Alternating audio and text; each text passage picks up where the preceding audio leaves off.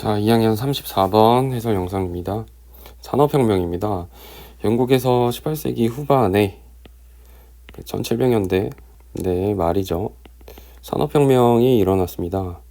그러니까 우리나라로 치면 영조, 정조 시기에 유럽에서는 산업혁명을 맞이했다. 그러니까 뭔가 생각해 볼 여지가 많죠. 우리나라도 나름 괜찮았던 왕들인데 이때는 산업혁명이다. 그렇죠? 뭔가 생각해 볼 여지가 많다. 그럼 왜 영국에서 산업혁명이 먼저 터졌는가 보겠습니다. 배경 이런 것들은 시험에 나오겠죠. 보시면 정치가 일단 안정돼 있었습니다. 왜냐하면 명예혁명이 일찍 성공했잖아. 그러니까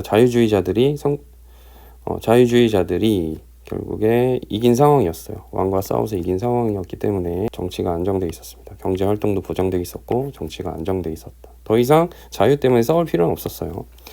지하 자원이 풍부했다고 합니다. 영국 지도 이렇게 그려 본다면 맨체스터, 리버풀 있는 여기 서북부 지역이 특히 석탄이 아주 많이 나는 석탄의 산지였다고 하죠. 석탄이 풍부했으면은 그렇죠? 철을 녹여서 뭔가를 해야 되는데 예를 들어 석탄으로 결국에 불을 떼는 거고 불을 떼가지고 뭐를 끓이는 겁니까? 물을 끓여서 그렇죠? 물의 힘으로 뭘 돌리는 거야? 증기를 돌리는 건데 때마침 증기기관이 발명되고요. 석탄이 풍부했는데 물을 끓여서 증기기관까지 만들어내니 그렇죠? 이때 산업혁명이 빡 터지는 거죠. 그 다음에 넓은 해외 시장도 확보되어 있었습니다. 왜냐하면 영국이 식민지가 많았거든. 그 다음에 인클로저 운동이라고 기억납니까? 인클로저 울타리를 둘러서 뭘 길렀죠? 양을 길렀죠. 영국은 양모가 유명했기 때문에 양을 길러서 원래 여기서 농사를 짓던 농민들이 쫓겨서 어디로 갔어요? 도시로 갔어요. 일자리가 많은 도시로 이동했다. 무슨 현상?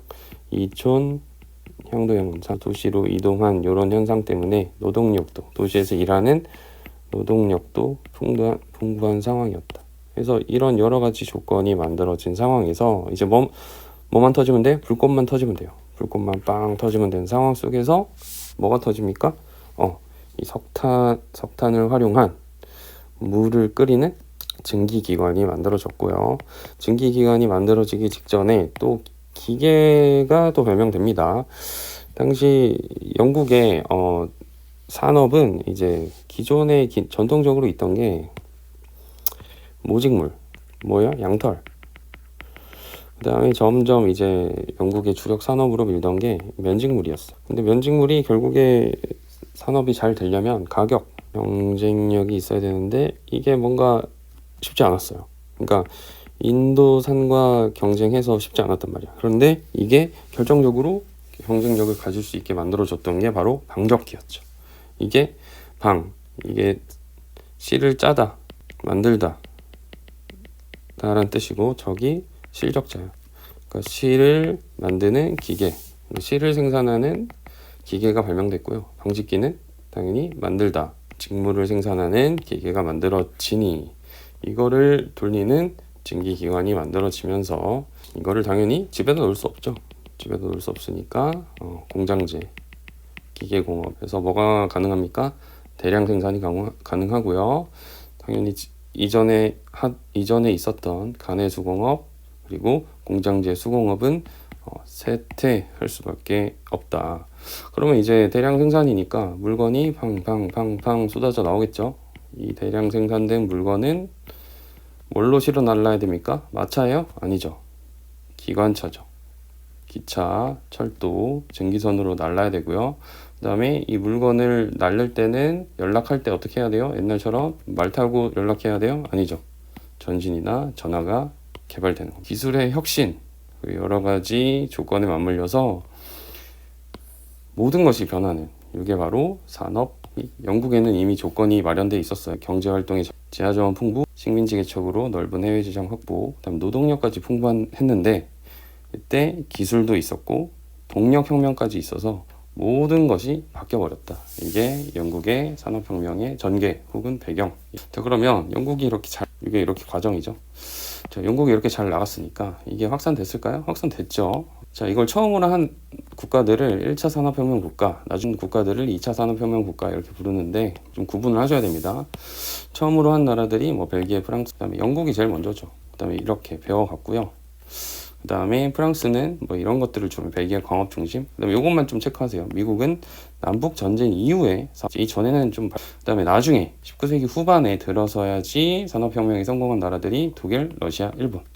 얘네들이 왜 이렇게 늦게 했냐면 독일은 이전까지는 통일을 했어야 됐고 러시아는 낙후되어 있었어요. 일본은 얘네들도 개항 후에 산업 늦었던 거고 얘네들의 특징 두 가지 중요합니다. 정부 주도 늦었으니까 정부가 주도하는 거야. 기업이 아니야. 그래서 돈 될 만한 철강, 화학, 전기 이런 위주로 합니다. 중화학 위주로 해서 금방 따라와요.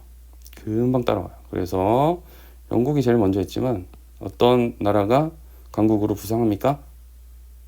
지금도 기술이 좋죠. 독일이 강국으로 부상합니다.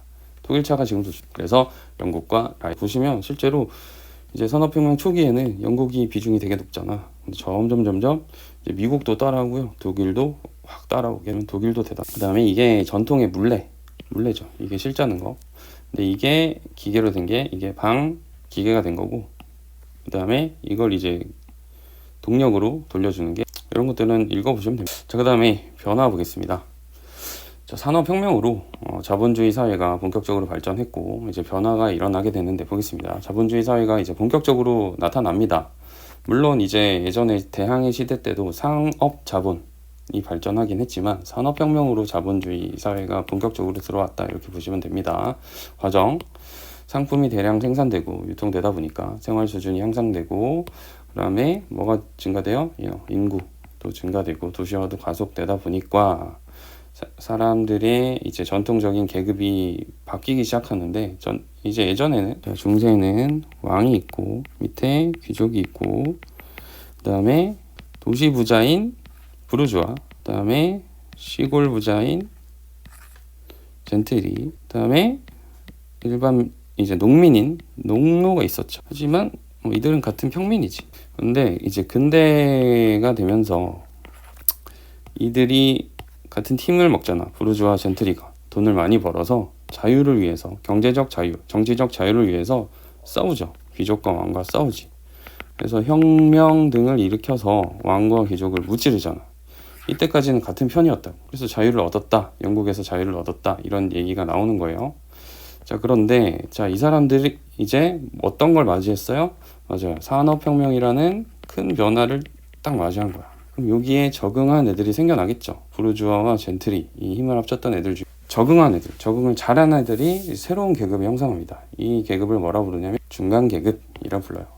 이게 이제 교과서에서 쓰는 용어고 우리가 쉽게 말해서 자본가예요. 자본가라는 새로운 계급을 형성합니다. 그래서 주로 이런 애들이 자본가가 되죠. 상공업자, 전문직 종사자 이런 이 사람들은 의회로 진출해서 뭘 획득합니까? 하면서 이제 지배층이 되어가고요. 그다음에 여기에 적응하지 못한 농노 혹은 적응하지 못한 사람들은 노동자. 가진 거라곤 노동력밖에 없는 사람들이죠. 저임금 노동에 내몰리고. 그래서 이게 특징이죠. 중간 계급은 이런 사람들이 있었고 특징은 자본 축적, 선거권 획득, 적극적 정치 참여.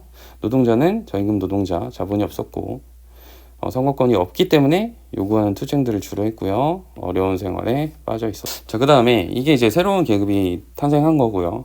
자, 대표적으로 뭐 있었다? 중간계급과 노동자. 자, 그 다음에 사회 문제도 발생합니다. 자, 일단 이제 새로운 파이가 많이 생겨났죠. 이만큼 먹을거리. 산업혁명으로 인해서 파이가 많이 생겼지만 이거는 대부분 이만큼을 다 이제 누가 가져가는 거야? 이 중간 계급이 가져가는 거야. 여기 남은 거를 이제 노동자들이 먹는 거죠. 그래서 이게 무슨 격차예요? 새로운 빈부 격차가 많이 생겨납니다. 혜택이 일부에게 집중되기 때문에. 그 다음에 이제 결국에 자본가들 혹은 공장주들이 이제 돈을 아끼려고 비용을 절감하기 위해서 이제 저임금 돈을 조금 주고 오랜 기간 노동시키기 시작을 했었고 그 다음에 돈을 아끼기 위해서 여성노동, 그 다음에 지금은 금기시되는 아동노동까지. 왜냐면 아동들은 성인의 10분의 1만 돈을 줘도 됐다고 합니다. 지금 예를 들어 시급이 10,000원이라면 뭐 얼마만 줘도 되는 거야? 1,000원만 줘도 시켰다고 하죠. 노동 문제. 그다음에 숙련된 노동자들도 기계가 나오니까 이제 해고되기 시작하는 거야. 그래서 러다이트 운동이라고 이제 가공의 인물 레드 러드라는 사람이 우리가 잘리는 이유가 기계 때문이다 라고 하면서 기계를 파괴하는 이러한 비이성적인 행위를 하기도 했죠. 이게 바로 무슨 운동? 러다이트 운동. 다시 말해서 뭘 파괴한다? 기계를 파괴하는 비이성적인 행동들을 자, 그 다음에 이런 사회 문제가 제대로 해결이 안 되다 보니까 자본주의 발전으로 인한 사회 문제가 제대로 해결이 안 되다 보니까 야, 지금 자본이 우선이 아니다. 지금 제대로 컨트롤이 안 되고 있다. 우리 사회, 우리 노동자들이 먼저다라는 무슨 주의가 탄생합니까? 사회주의가 탄생하게 된다. 그래서 마르크스 오원이란 사람은 이 사람이죠. 오원이 이 사람인데 협동농장을 만들어서 우리 행복하게 한번 살아보자라고 되게 이상적인 주장이죠. 농장 만들어서 행복하게 살자. 이게 좀 말이 안 되죠. 그래서 마르크스가 비판합니다. 야, 오원, 너 되게 이상적이다. 어떻게 농장을 만들어서 살자는 생각을 하니? 너는 말도 안 된다. 내가 과학적으로 한번 분석해 볼게 라고 하면서 야, 지금 문제는 자본가의 탐욕의 문제. 자본가가 나쁜 데서 문제니까 우리는 노동자가 뭉칠 필요가 있다. 전 세계 노동자들이요, 단결하라고 주장을 했고요. 노동자들이 단결해서 자본가와 싸워야 된다고 주장합니다. 이걸 뭐라 부르냐면, 노동자가 단결해서 싸우자. 이걸 뭐라 부르냐면 계급투쟁이라 부르고, 그리고 계급투쟁을 통해서 노동자가 뭘 소유하자? 다시 말해서 자본을 생산하는 수단, 생산하는 수단이 뭐가 있죠? 뭐 예를 들어서 공장, 뭐 기계, 뭐 자본, 이런 것들이 다 자본을 재생산하는 것들이죠. 이런 것들을 우리가 소유하자. 그렇죠? 노동자가 함께 소유하고 관리하자라고 주장했던 게 사회주의죠. 그래서 사회주의에서 이상적으로 만들고 싶은 사회가 무슨 사회야? 공동 생산, 공동 소유하는 사회. 무슨 사회? 공산주의 사회인 거야. 그러니까 사회주의라는 이데올로기가 꿈꾸는 곳이 공산주의예요. 사회주의가 바라보는 이상향이야. 알겠죠? 사회주의가 바라보는 이상향. 정치적인 개념이 아닙니다. 오늘은 여기까지.